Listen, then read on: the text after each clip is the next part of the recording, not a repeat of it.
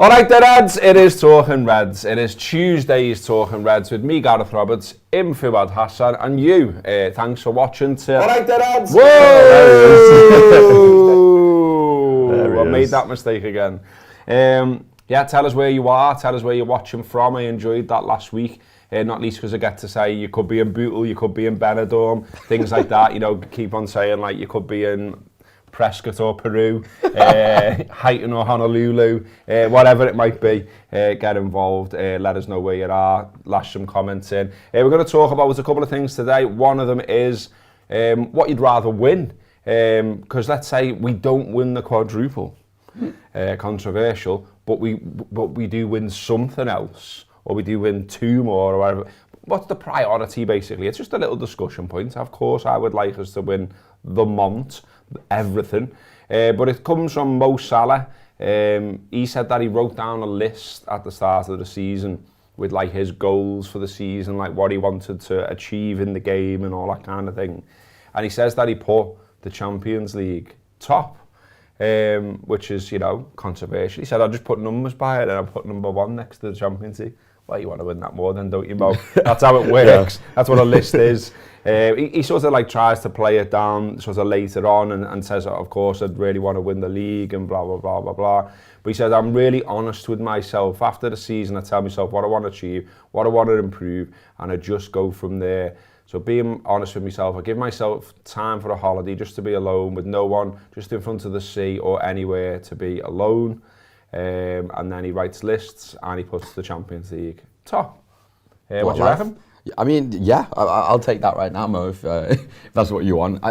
It's weird, isn't it? Because, you know, the two big ones, you'd sort of take any, wouldn't you? And like the fact that we're able to have this conversation is mad but brilliant. Yeah. In April, exactly. And I do agree with the Champions League, just because you get that moment, don't you? You get that moment where you've literally won it, and it feels like, you know, the journey before that, you know, because it is knockout games. And essentially, you know, the league actually does sort of feel like that at the moment. You're almost going each league game kind of qualifying for the next because of how tight it is. You feel like if you drop points, you're sort of out of it immediately. So every game sort of feels like that at the moment, but with the Champions League, I think there's just something special, isn't there? That you know, that run when we win it was something else, and being able to go to these places and go to the biggest stadiums and teams in Europe and beat them and put on performances is different level. And for players, you know, it's always sort of said that the Champions League is the one for players. They always see that, and especially a lot of these guys who you know, before they came to Liverpool didn't have the Champions League experience. They've sort of earned their way up to get to this level now where they're competing and, you know, at the top of the competition. So I can understand from that point of view for them, you know, there's that thing, isn't there, that they want to play every single Champions League game. You see it, even the dead rubbers we've had in group stages over the last few years, they're all so kind of raring to go because, you know, they've had to work so hard to get to that point where they're playing in it. Mo Salah didn't have it easy, Sadio Mane didn't have it easy, you know, none of these guys, you know, just walked into it. And last season, you know, there was every chance we weren't going to be in it. Exactly. And then we had like the goalie scoring goals and things like that to get us there. And, you know, Nat Phillips getting involved and players, with, you know, all of the madness that we ended up qualifying.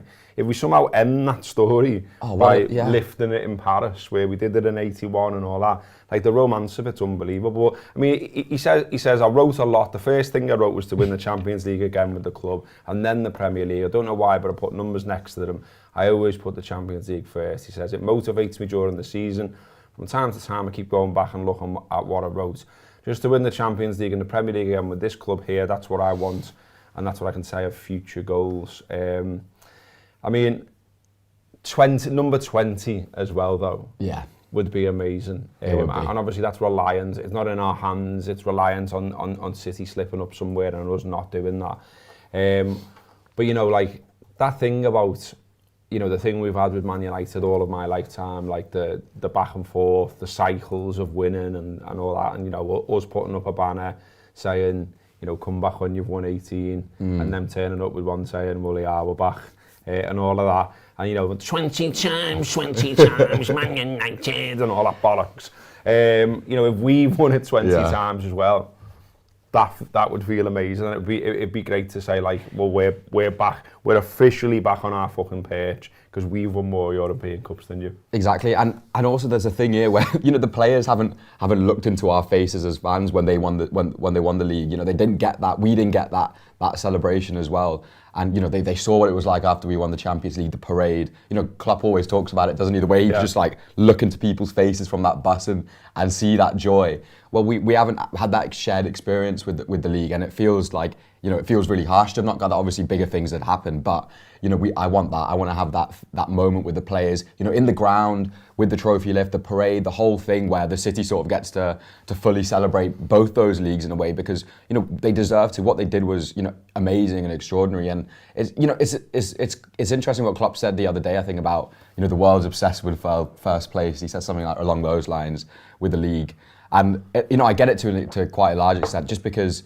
A league season, it's not like the European Cup where you have that moment and you've won it, and that's it. You've got it there. Obviously, you have the trophy lifts and things, but it's a collection of moments, isn't it, throughout the season? And you can go, Liverpool could go this season and finish second, but we have so many moments from the season that any other year would feel like title-winning moments. Absolutely. The Goodison, Derby, Old Trafford, all these little moments. The Wolves away.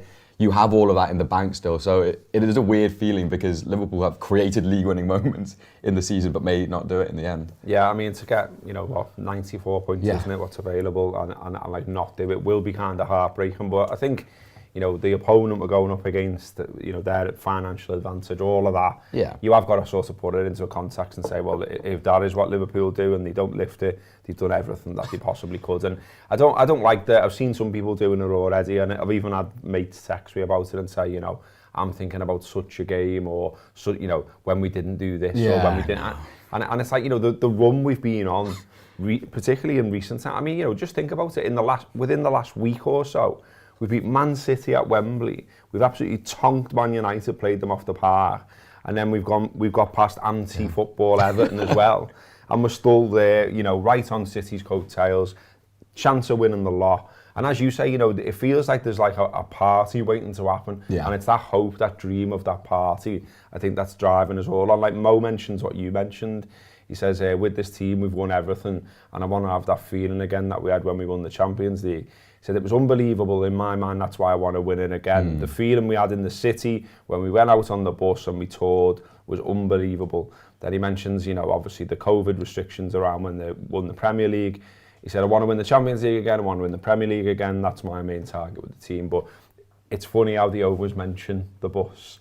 And I think what you can sort of read between the lines there and say, and it was the same for us, wasn't it? Like, it was brilliant to win the league. Of course it was. And of course it was brilliant to finally get the hoodoo off the back and all of that kind of stuff, but to not be able to celebrate it properly, to not be in the ground when to not have some kind of let off, even it was City dropping points that ultimately gave us it, wasn't it? And even then it was all weird. You weren't meant to gather in groups and all of that kind of stuff, and so you didn't properly have that moment with your mates that you perhaps dreamed how it was going to be. So that could be this season. Exactly, and he knows, from that parade in 2019, what it was like, and this would be something even beyond that if it were to happen, and Liverpool to win the league and be able to celebrate it, like they should have been able to. So he's aware of that, and that's something that all these guys have really embraced, haven't they? The teams of the past and players of the past maybe seen it as a bit of baggage and a bit of a weight on their shoulders, the expectation and the sort of the dreams of us as fans, but these guys really take it on and they use it to their advantage, and I think that plays a huge part in spurring them on. He's literally saying there, his personal ambitions aside, he wants to do it because he knows what we're like, and he knows what we're like when we win these things, and the atmospheres we create, just having that moment of having the trophy in the stadium, back at Anfield, and obviously only 50,000 people will get to be there, but we'll get that moment to see them lift it in front of us, witness it in front of us. And I think that is something that they all really sort of take on board and embrace, and they just they got addicted to that feeling, didn't they, from the European Cup? They got addicted to that, hooked onto that thing of sharing these moments with us, and I think that's what's going to spur them on this season. And we haven't even mentioned the FA Cup. And we're in the FA Cup final, and we haven't even mentioned it. And get involved with the ballots, by the way. It is open now, so if you're open, okay, get involved. Nice one, Robert. Get your name in there. Get your name in the hat. It is now a race for tickets for everything, really, because it's gone mad. there's a fire under Liverpool right now and everyone wants to be involved and feel the heat, if you like. Some people have letting us know where they are, because I did mention at the start we'd love to know where you're watching from. We've got Vic from Norwich, we've got Emma from Sydney, we've got Mark from Bangor in Northern Ireland, we've got Emily watching in Glasgow, we've got Ronnie who's watching from sunny Warrington, wondering how Fuad keeps his hair so voluminous. Oh. What's the secret, Fu? I mean, there isn't, just a little bit of hair dry in the morning and that's it. Yeah. Wash it every day? Wash it every day. Conditioner as well? Yeah, or conditioner. Yeah. You keep it disciplined. What type? Just make? Normal. I've got 2 different ones. Alternate between them. Did they do one? Yeah, so I've heard this. No, they're just from the Tesco. That Aussie one's good, you know. I've not used that in a while. Get involved, That's what I used to use, this is the new. So this is the new angle for talking reds. So we've done crisp, we've done tea bags, and today we're doing shampoo. Someone else is watching from Meath in Ireland. Dave is having brekkie in Barcelona. Oh, that's lovely. That we've got someone from Canberra in Australia. The Spaniard says, I prefer the Champions League to the league because I can drink whiskey and watch the replay of the final numerous times and still cry. Emily Hughes says she is prioritising the Ev getting relegated. We've got Boston More Than a Feeling saying the European Cup is the most prestigious, but I'd expect many to argue that against that. Personally, I don't think Liverpool have a priority. They just want to win every game. Yeah, I'd probably agree with that. I think we said, or certainly some contributors have said, you imagine there's a conversation behind the scenes where they do perhaps place priority on one or another. But I'm not sure. I think it might be a different sell. I think the sell behind the scenes might be, this is like a once-in-a-lifetime opportunity to win the lot. And not many teams even get this chance. Certainly not this deep into a season. City have had opportunities, haven't taken it. United have, Chelsea have. All of them haven't taken it. And here's Liverpool genuinely with a great chance of making history. And all we can do is win the FA Cup, win the FA Cup final, semi-final tomorrow night, first leg against Villarreal. Hopefully do well against them. No easy task, by the way. No. We'll be talking about that in our other content. We've got loads of preview stuff coming up. So we've got a preview video, we've got Under the Lights podcast. There'll be another Talking Reds tomorrow as well. So that's why we're not particularly talking about that game now, because we're saving that one. But yeah, I think they're just going for the lot. I don't think there will be anyone saying, we'll do this or we'll do that. I think it is literally like, make history here, boys. Exactly, and that's in the manager's DNA. You can't take that out of him. That's one of his biggest strengths. His attitude's always sort of been, when he's been asked the question, is sort of, why not try? Because like you're saying, not many teams will ever get this opportunity again. I think to be at this stage of the season, and in a way, it's an easy sell internally, isn't it? Because it's almost like this thing of there is literally only this amount of games you can play, and we've always had this thing of one game at a time, but it's not any more relevant than it is at the moment, where like I said before, in the league it's almost like a cup competition, because each game is qualifying for the next one because of how tight the title race is. So it is an easy sell to them, and they're so programmed to do it in this way, and regardless of being in this situation or not, over the last few years they've been programmed to do this game by game thing. And now, you see it from their social media, they're very much aware of what they can achieve, and they're not scared to dream. But also at the same time, they've got that ability just to focus on that match and turn it into take the emotion out of certain games as well. I think that's the biggest thing in the United game. They didn't play the team Man United, they played the 11 on the pitch. Absolutely. And that's what happened second half against Everton as well. They sort of reminded themselves, we're not playing Everton, we're playing those 11 guys on the pitch. And that's how they're going to be, and they know they're better than most teams that they're going to play against this season, and they just have to make sure they show that. Yeah, it's a tough week. Villarreal and obviously Newcastle early kick-off on Saturday as well. What else have we got? Stevko is watching in Slovakia. I've been there. Nice country. Say that Slovakian? No, I can't. You can't prioritise something that isn't in your hands. Recipe for heartache. I'd happily lose every remaining league game if it got us a treble, says Wildig. We'll call him that. Bally Lad says the priority is beef and mustard Brannigans. Nathan is watching from Atlanta. Nice. Morning guys, if given a chance it would be the league. To go 30 years and not win it became the holy grail. Now we've won it. To win it against Manchester City would be the ultimate, says Randy66. Mark wonders whether we've had a crisp chat with Fuad before? Yeah, we definitely have. We definitely have. Someone's saying they've sent me some there. Rob and Gareth, I hope you like my Swiss crisps. Oh, yes. Were they like, there was a mad mustard flavour, I think, and something else. I did like them, yeah. I think it's them ones. If it's ones that you sent more recently and I haven't seen them, well, let me know. But I think we got them, and I think we did eat them, and I think they were good. So thank you, mate. Really appreciate you sending them in. This is good from Alex. Says to actually win the championship in actual Meg would be love, and win the championship in May. Yeah, as the song goes, I like that. We've got someone, we've got Mark watching from New Zealand. Oh, wow. Amazing this, love this. We've got, I'm going to really mess your name up, Soz. Prithwish, is that how I'm saying that, do you reckon? I haven't got my glasses, I don't know why I'm trying to look. Okay, well, sorry mate if I've messed your name up, but he's watching from India. We've got a shout out for Frazzles, randomly. What else have we got? People talking about the weather. What's the best chippy in Huyton, Robbo? Ooh, it's a good question, that, mate. I mean, the last chippy I went to in Huyton was on Longview Drive, and it was all right. My local chippy growing up was on Twig Lane, and it's still going. So I've got to give that a shout out. But, you know, like, once I got into the beer years, I always went to Gold Star because it was near the Crofters and the Stanley. But I can't really comment on the standard of all of these days because I'm not going to them regularly. Mix in the background. Chan's would be up more your neck of the woods, wouldn't it? I just threw that in there. Yeah. Pilch Lane way, yeah. So yeah, Chan's, to be fair, had a very good reputation when I was growing up. So perhaps it is that. Although, you know, you're veering towards Dovecot there, aren't you? Nearly Thomas Lane, you know, you're on the very edges of Huyton there. Big Huyton chat for you there. Lads got the same sweater every day. I do wear it quite a lot, to be fair. You're right, yeah, you're right. Voluminous hair, but it doesn't wash his clobber. There's my Tinder bio.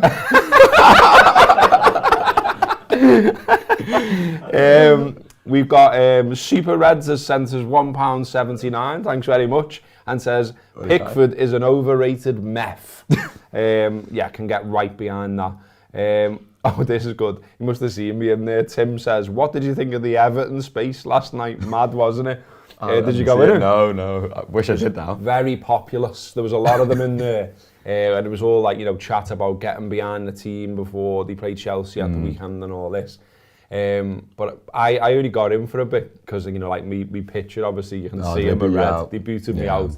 But while I was in there was lots of chat about being the most historic club and being the best club in the city, and I'd rather be us than them and all this. And it was like, hang on, thought you're having a chat about getting behind your team here. And they're all like, I thought we're dead little club and they're not asked about us and they're all in our space just because they don't know how to set one up themselves, lad.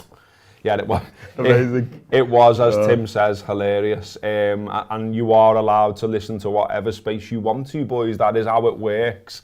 Someone is in, Paul Goulburn is in Suffolk with COVID. He got that at the semi. He says it was worth it. Well, get well soon, mate. Dave, LFC chats, good lad. I am, mate. He says Premier League's the bread and butter for me, but I want the lot. Yeah, I mean, I'm sort of, I don't know. I'm torn on it. Like, I want a lot, 100%. But I do like, I've already said it, but I do like the idea of 20 league titles. It just sounds good. And also, after 18-19, beating City to it this time would feel good, wouldn't it? It'd feel it's even for the players as well, be a thing of, well, we've won it by storming the league and, you know, in 1920, and now we've also done it by coming from, you know, 14 points back or whatever it was at one stage and kind of pipping City to it. So it'd be nice to have those to have both those ways of winning it, and not just for now, but also for the future, because, you know, then that's another bit of confirmation for the team, as if they need any more, but they know they can go and sort of come from nowhere and beat the City side. They don't have to just sort of storm it from the beginning like they had to in 1920. It'd just be brilliant, because there's a bit of a psychological thing for next season then, isn't there, with City then, and the seasons afterwards.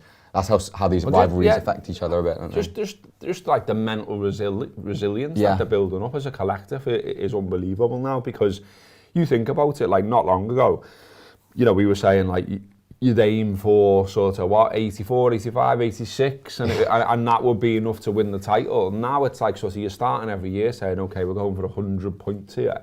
Like, you know, the bar is unbelievable, and that's being set by City and their standards. We're driving them, they're driving us.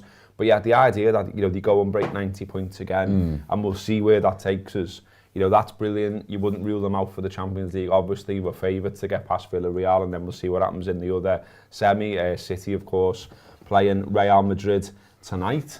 Yeah. Do you want Real Madrid to get through? I do. City? I do. I can't be asked with a City final. And it's also just nice playing European teams, isn't it? Yeah, and it's very 81, isn't it? Yeah, obviously. yeah. So, you know, Phil Thompson, Alan Kennedy, and the likes, you know, it'll be off the scale, the amount of interviews they'll be asked to do. I've already dropped Phil a text this week, actually, so we'll get him on again, no doubt. It was brilliant to talk to him about the cups before the League Cup final. What else have we got? Brandon says best hair on tour. You or me? No, you. Oh, yeah, I'm feeling thanks, Brandon. There you go. Any numbers there, Brandon? Matthew is in Kuala Lumpur. Matthew Dempsey, hi mate, I know him, says, what about the big bag of chipsticks from Lidl? Not on it. No? Matthew's watching in Dundee. Kuala Lumpur, Thailand, dirty Gold Coast, says Mitch. New Brighton, James there. Petition for Liverpool to replace this as Anfield sign in the tunnel with a statue of Origi for all the lads to touch as they walk out onto the pitch. Oh, that's reminded me. We're supposed to be talking about Origi. We've waffled on here, haven't we? Or I've waffled on. The comments have been great. More to the point. Yeah, the comments have been superb. That's why. Yeah, did want to talk about Origi because Michael Owens actually said something, you know, worth listening to for once, which is staggering in itself. But he talked about Origi and just about sort of, you know, his mental place that he's in, almost, if you like. So it's only the sixth time this season that Origi's found the back of the net, despite only making 16 appearances, only 5 of them as a starter. And in fact, Origi's been left out of Jurgen's matchday squad for 18 of 33 league matches this term, which is why he's going, isn't it? Let's all be honest here. What Owen was saying was that, you know, despite all that lack of game time, you know, his fitness levels, his rhythm, etc. He says, this is Owen, he says, if you're in the rhythm, the easy bit is coming on and making an impact as a sub. Everyone's tired and it's a bit of a free punch. That's the easy bit. He says, the hard bit is the never playing bit. He said, you get out of rhythm, your mindset is not right. You go to bed on a Friday, you don't even expect to play. And he said, if you keep doing the right things, keep eating the right food, go to bed at the right time, train perfectly, and then you keep getting disappointed every weekend, then at some point something switches off. For him to stay at that level and that sharpness, and every single time he's called upon, he comes on and makes a difference, is quite staggering. He doesn't lose his fitness, his sharpness, he doesn't lose anything, he's got appetite, his attitude's right. If I kept coming on and scoring and being brushed aside and not starting and not playing, I'd start to get sickened by it. So fair play to him, he's got a great attitude. I think all of that's absolutely spot on from Owen. As you might guess, I'm not his biggest fan. But, you know, he's spot on to say that, you know, to be like 6'3" striker, not even getting a sniff, and, you know, he's just turning up. Like, it would be so easy to just go through the motions, wouldn't it? And when you do get a chance, not be quite right. And I genuinely thought he was brilliant there at the weekend, because there's his goal, there's his movement for the goal, there's his involvement in the other goal. Yeah. But just in general, like he looked sharp, he looked good, he was pinging the ball off, he was causing them problems, and it was like, go ahead, Origi, lad. Well, Klopp's always said, hasn't he, in these last few weeks when we've had all the options back, you know, he's basically named each player that hasn't made the squad each press conference and been like, you know, he's in great shape, he's in great shape, but the situation's just crazy. And I guess, obviously, there's a lot of credit to Origi himself and you know, how his mentality is. Not just, you know, I think that there's a bit of a thing with him, isn't there, where because he's so calm and he's so kind of relaxed and has almost a philosophical kind of outlook, you know, when he comes on into these situations, it's all slowed down for him, it's all relaxed, and he kind of shuts out all the outside kind of noise and things. But there's also a thing here where, you know, what they're doing in the training ground and the kind of vibe they've created, an atmosphere they've created, you know, that is really impressive, because to do that at this level, at this sort of club, and look, go compare it to somewhere like Manchester United where you got the complete, you know, opposite. Oh yeah, the fact that they can exactly, it shows what sort of atmosphere is around the club in terms of not just the players but the staff and how they go about training and what training's like and things like that. You know, he's obviously, you know, constantly there showing his worth. You know, manager says he's the best finisher at the club, doesn't he? He says naturally he's the best striker, and he's going to go wherever he goes, he'll explode. And he called him a world class player. So, you know, it is really impressive because it's unique. You know, I don't think you get many players that have that patience, but then also have that thing when they come on that they're very much here for the team, and that they're very much here for when the team needs them. Kind of rather than the other way around, because, you know, it's not like he can score a couple goals and get a start the next game like you normally would see with players like this. You know, I think there's a few Man United players from before that come to mind where, you know, they score a couple and then the manager picks them the next week because of that. Well, he knows that's not going to happen here just because of the options there are. And look, I still think there's another moment or two for him waiting. And I mean, if he can kind of end his Liverpool career on that, not that he's not done enough already, by the way, then it'd be something. Maybe we need to get that picture up. Yeah, absolutely. I mean, are you up for Divock Origi away? Yeah. Oh yeah. Because I honestly, like, I'm like, if he goes and it looks nailed on that he is, and it looks like it's going to be Milan. Like, I've never been to Milan, even though the Reds have played there a few times recently. I just haven't had the money, or I haven't got a ticket, or whatever. So my plan is Divock Origi away. Like, I'd go and watch Divock. 100%. And I really think when he goes there, or if he goes there, he will explode, like the manager's saying, because he is actually that good, and if he gets the run of games that he sort of needs to show, you ask him to be a 9, you ask him to play in the box, you ask him to score goals, he'll do it. Happy days. That team is set up for that as well, and I think he'll really thrive in that role. We've got a shout out for best chippy in Liverpool is Steve's. I mean, the question was height and mate, come on. But Steve's, yeah, I used to live down that way, and Steve's is a great chippy. I can back that up. A statue of Origi would be boss, says Nicholas there. Someone's watching, Azim is watching from Pakistan, I am 8. We've got suggestions that Richarlison crushes his crisps in Craig Hannon style. What else have we got? Minister in Trading, this is an interesting one, says I've got a feeling Leeds could hold City to a goalless draw. I mean, I watched that last night, and like, they were a bit fortunate to get a draw, but there was loads of endeavour. Like, they were running everywhere. They outrun Palace, and, you know, like, the figures come up at the end, and they'd run themselves into the ground. And look, a point wasn't bad for them in the circumstance, but obviously City, different gravy to Crystal Palace. That's my worry. I think they're going to play in that way, and you know, it could go one or two ways really. I think either City just cut through them like nothing, and go a few up quite quickly. Or you know, there is a thing there where Leeds, you know, because is that Ellen Road? Or is it at I think it is, yeah. Okay. Yeah, it is. So there is a thing there where, you know, that it could become difficult, and we've seen with City, right, the longer it goes 0-0, and against, you know, those sort of teams, they do sometimes struggle to change things in the right way, not just on the pitch, but, you know, coming off from the bench, the manager sometimes doesn't back some of the players, or doesn't really want to do changes like that. So there could be a thing there where you get to 60, 70, and it is still 0-0. But that's the key, right? Keeping it 0-0. I think as soon as City go 1 up or 2 up, it's gone. Yeah. Whoa, Skyjacker. Richarlison eats Space Raiders. What's wrong with Space Raiders, lad? They are top tier. They are beast of crisp, lad. And I'm not having that Blair eats them. He'll be on Space Raiders. Space Raiders. Yeah. Okay. Beautiful. Richarlison will be eating some like oldie blag Watsits or something. Do you know what I mean? Like, you know, something cheesy. Very cheesy. Someone else in New Zealand there, I am 8, that is James in New Zealand. Dylan says, I don't know where we go with this, mate. Thoughts on St. Helens? I reckon you've got more than me.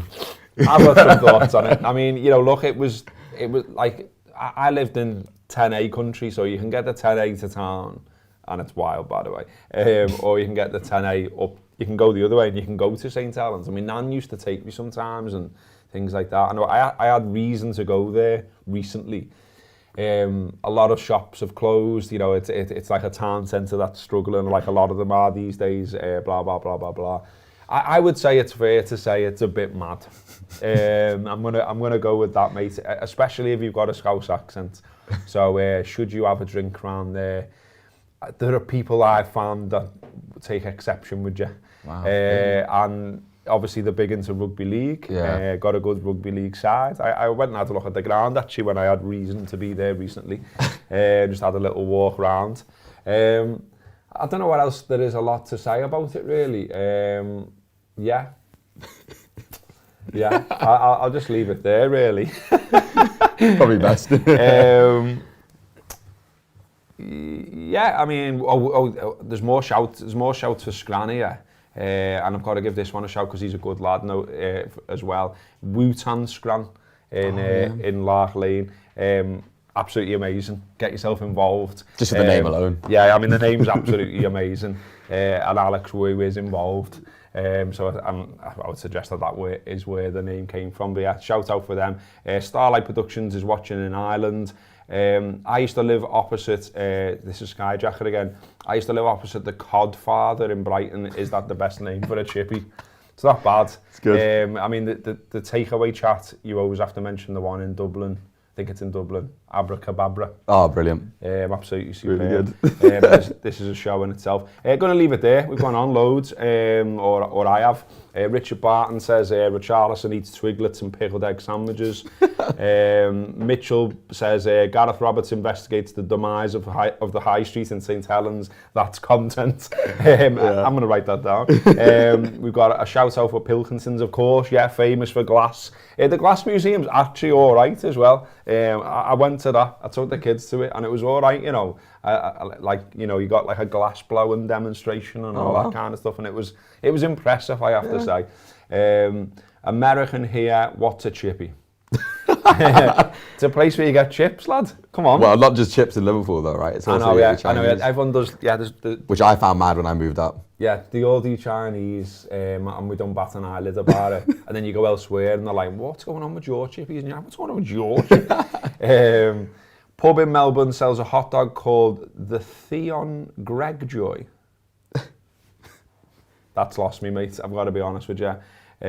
Best chippy name in Birkenhead was Chippity Doodah. I'm going to go.